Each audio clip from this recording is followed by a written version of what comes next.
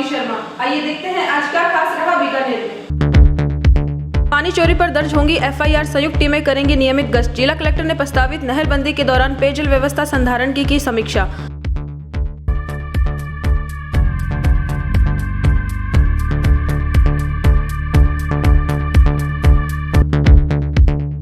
अफसरशाही के विरोध में भाजपा पार्षद नगर निगम में बैठे धरने पर।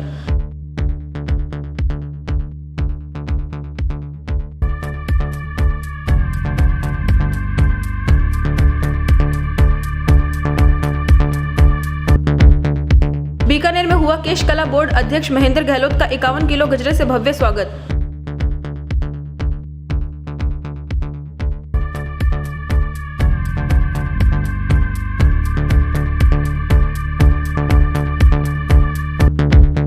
बीकानेर में आज यातायात पुलिस ने प्रमुख चौराहों चौक पर विशेष वाहन चेकिंग अभियान चलाया।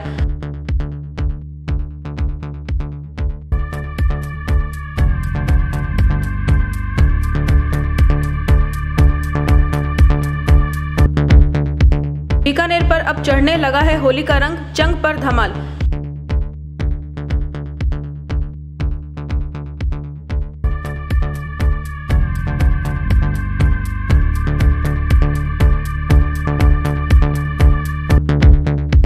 छह माह से टूटे पड़े नाले की नहीं ली सूद, बड़े हादसे की है आशंका।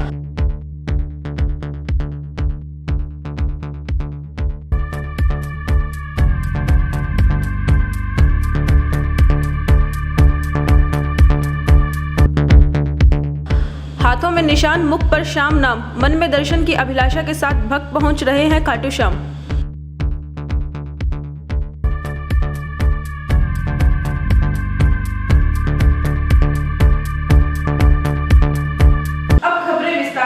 प्रस्तावित नहरबंदी के दौरान पेयजल समस्याओं को लेकर बैठक जिला कलेक्टर भगवती प्रसाद कलाल की अध्यक्षता में बुधवार को आयोजित की गई।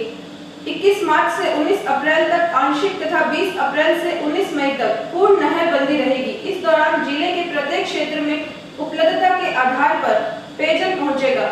इसके मद्देनजर पूर्ण मुस्तैदी से कार्य किया जाएगा। साथ ही बताया कि इस दौरान पानी की चोरी किसी भी स्तर पर सहन नहीं की जाएगी। आईजीएमपी की नहरों तथा पीएचडी के जल भंडारण स्त्रोतों से पानी की चोरी करने वालों के विरुद्ध संबंधित विभाग द्वारा पुलिस में एफआईआर दर्ज कराई जाएगी।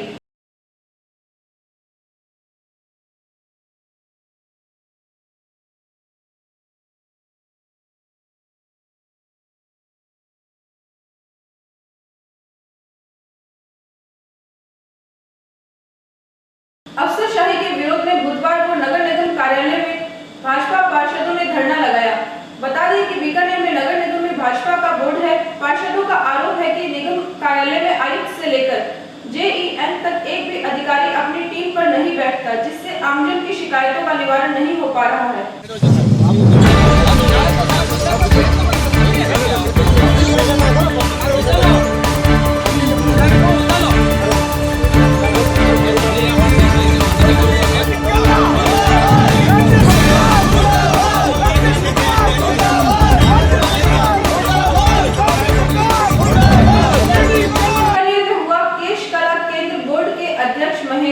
गहलोत का 51 किलो गजरे से भव्य स्वागत।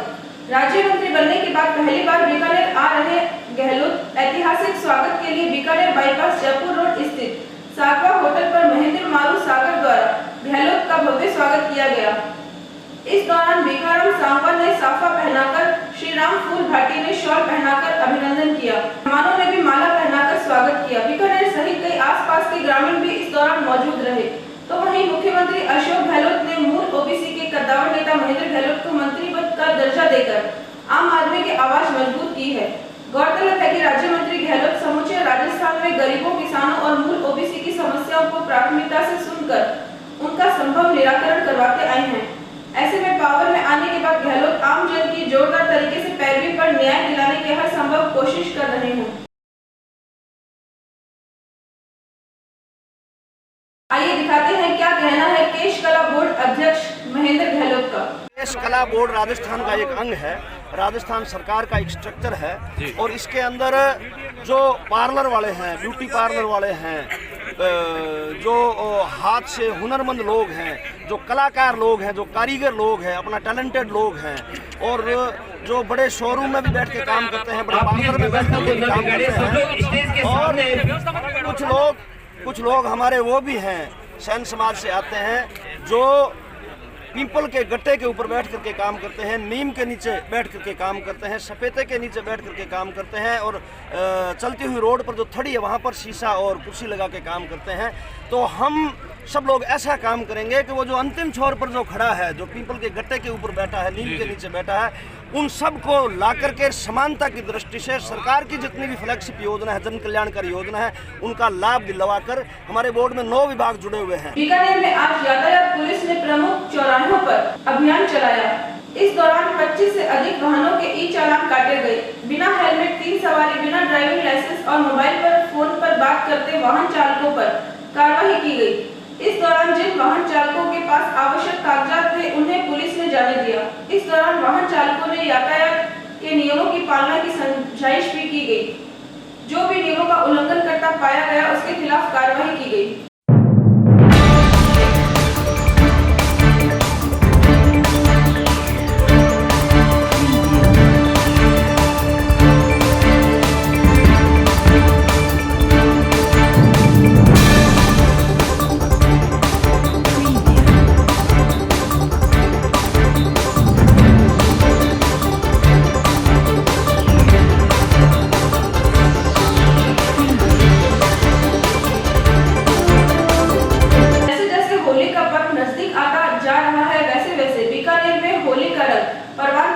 नजर आ रहा है।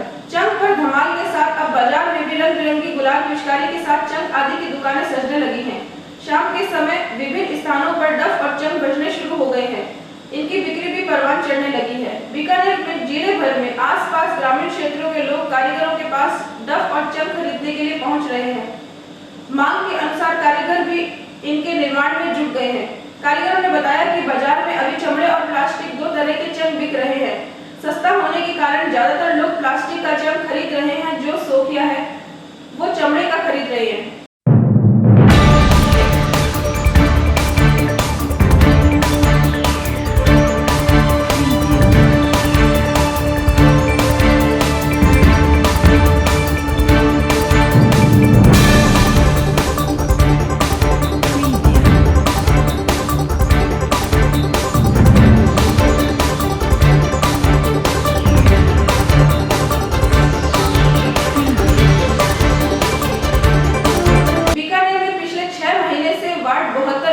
नाला टूटा पड़ा है, जिसकी प्रशासन सूद नहीं ले रहा। टूटे पड़े नाले की वजह से कभी भी बड़ा हादसा होने की आशंका है। मिली जानकारी के अनुसार वार्ड 72 सैटेलाइट अस्पताल के पीछे 6 माह से नाले की पट्टियां टूटी पड़ी हैं, जहां से निकलते वक्त मामूली लापरवाही वाहन चालक के लिए हादसे का कारण बन सकती है। जबकि जिला प्रशासन की ओर से शहर के खुले पड़े नालों को ढकने के निर्देश दिए हुए हैं। 2 माह का समय हो चुका है, इसके बावजूद अभी तक किसी ने इस खुले पड़े नाले की सूद नहीं ली। यह तो महज एक उदाहरण है। इस प्रकार के गंदे पानी के नाले कई स्थानों पर खुले पड़े हैं। इस प्रकार के गंदे नाले कई स्थानों पर खुले पड़े हैं और जिसमें आमजन गिरते भी हैं। इसके बावजूद भी प्रशासन ने अभी तक इस ओर ध्यान नहीं दिया।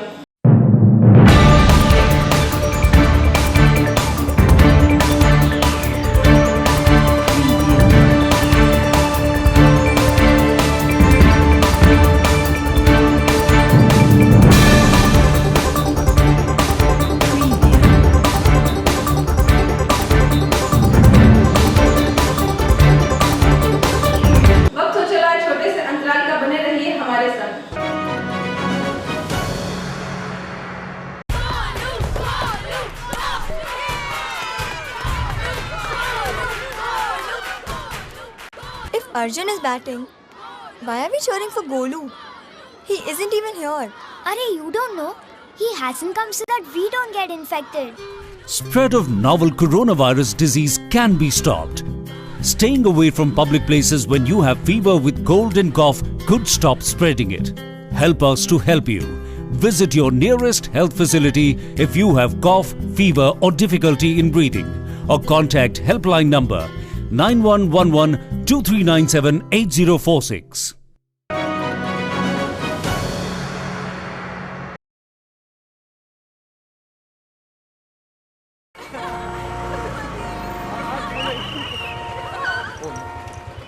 बैठिए मैडम बैठिए। अरे देखो इनको, इनकी नाक देखो, बिल्कुल अपने पिताजी से मिलती है। देखो इसकी आंखें देखो।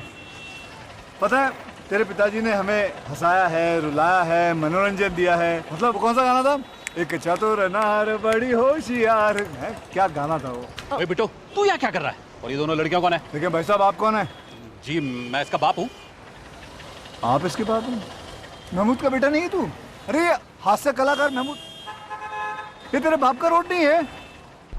जी नहीं। तो फिर बिना हेलमेट के 2 लड़कियों को बिठा के व्रूम व्रूम करते शर्म नहीं आती तुम्हें? चालान तो कटेगा भैया तेरा।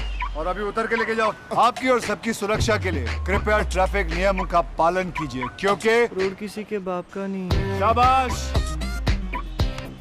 सड़क सुरक्षा जीवन रक्षा।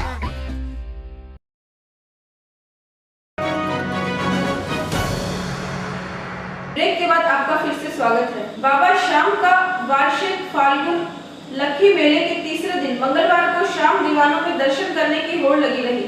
श्याम बाबा के भक्त बाबा के दर्शन को आतुर दिखाई दिए। श्याम बाबा की जय, शीश के दाने की जय, खाटू नरेश की जय, श्याम सरकार की जय, इस तरह के नारे जयकारे लगाते हुए हाथों में रंग बिरंगे निशान लेकर बाबा श्याम के दर्शन कर परिवार की खुशहाली की कामना करते नजर आए। श्याम बाबा के भक्त रिंगस से खाटू श्याम तक पद यात्रा कर जुबा पर बाबा श्याम का नाम लेकर गुलाल उड़ाते हुए बाबा के दर पर पहुंच रहे हैं। श्याम मंदिर के परिसर में राधा कृष्ण की झूलते हुए की मूर्ति आकर्षक मन लुभावनी नजर आ रही है, तो वहीं बाबा श्याम की सजावट देखकर श्याम भक्त मंत्रमुग्ध हो गए हैं। राजस्थान राज्य मेला प्राधिकरण के उपाध्यक्ष रमेश बोराणा ने किया मेले का निरीक्षण। श्याम बाबा के वार्षिक लक्खी मेले के दौरान राजस्थान राज्य मेला प्राधिकरण के उपाध्यक्ष रमेश बोराणा ने किया मेले का निरीक्षण। श्याम बाबा के वार्षिक लक्खी मेले के दौरान राजस्थान राज्य मेला प्राधिकरण के उपाध्यक्ष रमेश बोराणा खाटू नगरी पहुंचकर मेले की व्यवस्था का जायजा लिया और मेला मजिस्ट्रेट राजेश कुमार मीणा ने तमाम जानकारी ली। मंगलवार से अब चिकित्सा विभाग ने कर्मचारियों के लिए अपने स्तर पर व्यवस्था की है और अस्पताल परिसर में स्थित धर्मशाला और अस्पताल में लगे 3 शेड में आवास की व्यवस्था की जा रही है। गौरतलब है कि खाटू श्याम जी मेले में करीब 30 लाख श्रद्धालु दर्शन के लिए आएंगे।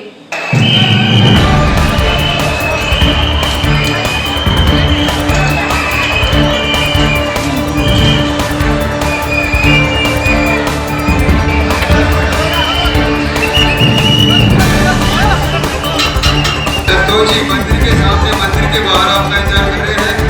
गांधी जी के मंदिर के सामने पहुंचे।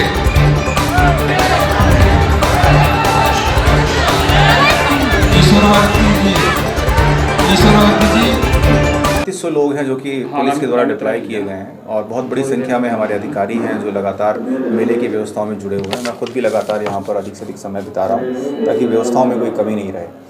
प्रशासन और मंदिर कमेटी के सहयोग से बहुत सारे बैरिकेड और बहुत सारी ऐसी व्यवस्थाएं हैं जिनको लगातार हम इम्प्रूव कर रहे हैं और हमारी कोशिश है कि मेले में जो दर्शनार्थी आ रहे हैं उन्हें किसी प्रकार की कोई समस्या नहीं है।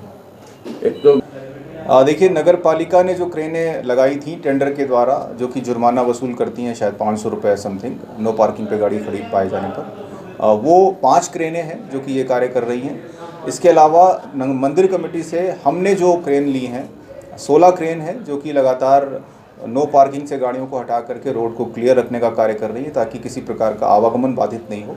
वो क्रेनें किसी प्रकार का कोई भी हर्जाना या जुर्माना किसी से वसूल नहीं कर रही हैं, वो निःशुल्क कार्य कर रही हैं क्योंकि वो व्यवस्था बनाने में लगी हुई है। हमारा किसी तरह का कोई टेंडर नहीं है, तो वो क्रेनें कोई भी किसी तरह का हर्जाना नहीं वसूल कर रही है। देखिए, छूट देने का हम लोगों को कोई अधिकार नहीं है क्योंकि बहुत बड़ी संख्या में दर्शनार्थी आ रहे हैं, तो जो भी नियमों के दायरे में रहते हुए हम उनकी मदद कर सकते हैं वो कोशिशें की जा रही हैं। हमें पता है कि कोरोना का अभी पूरा समय गया नहीं है, प्रोटोकॉल्स भी लागू हैं, पर क्योंकि इतनी बड़ी संख्या में दर्शनार्थी आ रहे हैं तो बहुत सारी चीज़ें हैं जो हमें लोकल लेवल पर अरेंज करनी पड़ रही हैं। उन व्यवस्थाओं को करके हम कोशिश कर रहे हैं कि दर्शनार्थी यहाँ पर अच्छे से दर्शन करके वापस। जंग के साथ धमाल गाते हुए किए जाने वाले लोक नृत्य शेखावटी का सबसे पुराना और प्रसिद्ध लोक नृत्य है। इस लोक नृत्य की सबसे खास बात यह है कि इसमें चंग के अलावा ज्यादातर चीजों की जरूरत नहीं होती।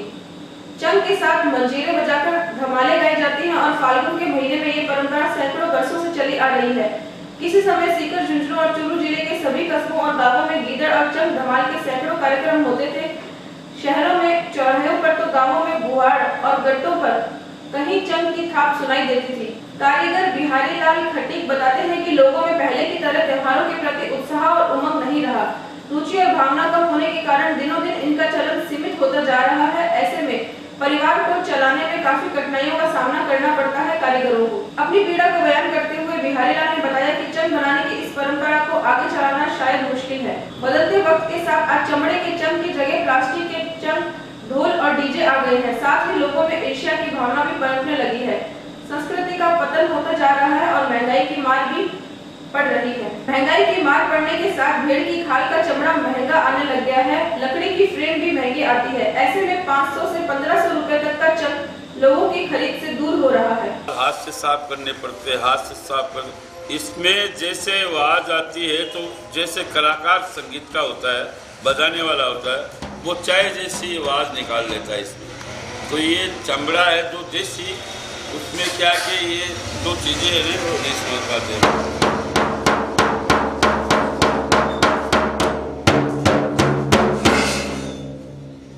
अभी के लोग तो आते हैं, हमको तो बाबा जी बढ़िया फर्स्ट क्लास सुंदर चाहिए। अरे इसमें मेहनत होती है, दिन भर इसके बाल साफ करने पड़ते हैं, फिर उसमें घास से सफाई करनी पड़ती है, केमिकल देना पड़ता है। ये हमारे प्रतिनिधि ने बात की कारीगर बिहारी लाल खटीक से। जी सर, ये तो भारत में राजस्थान में चंग सामाजिक संस्कृत कला है जो ये दिन प्रतिदिन कम होती जा रही है। क्यों होती जा रही है? जो चाइनीज प्लास्टिक चाइना ने निकाली है वो उसमें कोई आवाज़ संगीत संकलित नहीं है। तो ये चंग, ढोलक, नगाड़ा, ढोल, ये जो बजाने के है कला है, संगीत है, जो चमड़े से बनता है उसकी आवाज़ अलग होती है। और ये चंग बनाते हैं होली के त्यौहार के ऊपर। तो पहले तो बहुत बचते थे, पहले के लोगों को बहुत प्रेम भाव था। अब जो चाइनीज माल निकाल रहे हैं प्लास्टिक, उसमें तो पड़ पापड़ की सी आवाज़ आती है। और चमड़े की आवाज़ का संगीत कलाकार बजाने वाला होता है, वो आम की लकड़ी की फ्रेम और चमड़े, भेड़ की चमड़े का चंग बना के वो बजाते हैं। तो उसमें क्या है, जो संगीत का संस्कृत का होता है वो व्यापन, वो दूर दूर में उसकी आवाज़ चलती है, वो जाते है बजाते। जब एक जगह चंग बजता है तो काफ़ी किलो 1.5 किलोमीटर की दूरी से चलकर गाने बजाने वाले लोग आकर संगीत को सुनते हैं, धमाल सुनते हैं। तो दिन प्रतिदिन युवा पीढ़ी ये जो प्लास्टिक में चलन में चल गई, उसमें कोई आनंद आता नहीं है। नहीं वो तो पापड़ फट ये डीजे है जैसे, और मान लो कोई संगीत है जैसे मोबाइल पे गाना है, वो सुनने का थोड़ी आता। 12 महीने से 1 महीना होली का फागुन में त्यौहार आता है। फागुन में त्यौहार आता है तब बुजुर्ग लोग 1 महीने से पहले चल के गाने, होली आएगी, चंग बजाएंगे, गाना गाएंगे, नाचेंगे खूब। तो बहुत बड़ा त्यौहार की रुचि थी। बाबा शाम के मेले के दौरान प्राइवेट और रोडवेज बसों के चालकों के बीच आपसी कहासुनी हो गई, जिसके पश्चात मामला गर्माता गया। वहीं पुलिस प्रशासन मौके पर पहुंचा और समझाइश की। इसके बाद मामला शांत हो गया।